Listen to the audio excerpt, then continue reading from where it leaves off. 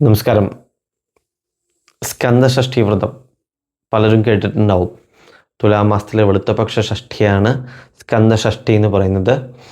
സുബ്രഹ്മണ്യ സ്വാമിക്ക് വളരെയധികം പ്രധാനപ്പെട്ട ഒരു വ്രതമാണ് സ്കന്ദഷഷ്ഠി വ്രതം. രോഗശാന്തിക്ക്, സന്താനാഭിവൃദ്ധിക്ക്, ദുരിത നിവാരണത്തിന്, ദാമ്പത്യ ഭദ്രതയ്ക്ക് അത്യുത്തമമാണ് സ്കന്ദഷഷ്ഠി വ്രതം എന്ന് പറയുന്നത്. ഈ വർഷം ഒക്ടോബർ 27 തിങ്കളാഴ്ചയാണ് സ്കന്ദഷഷ്ഠി വരുന്നത്. ചിലർ 6 ദിവസം, അതായത് ഒക്ടോബർ 22 ബുധനാഴ്ച ഇന്നു മുതൽ വ്രതം ആരംഭിക്കുന്നവരൊക്കെ ഉണ്ട് കേട്ടോ.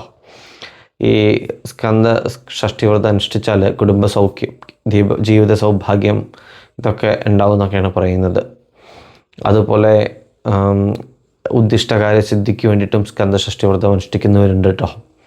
2025 ഒക്ടോബർ 21 രാത്രി 10:58 മുതലാണ് ചോദ്യനാൾ തുടങ്ങിയത്. 2025 ഒക്ടോബർ 23 1:51 AM വരെയാണ് ഈ ചോദ്യനാൾ. ശേഷം വിശാഖം നാളാണ് കേട്ടോ. എല്ലാവർക്കും ഒരു ശുഭദിനം നേരുന്നു. നന്ദി, നമസ്കാരം.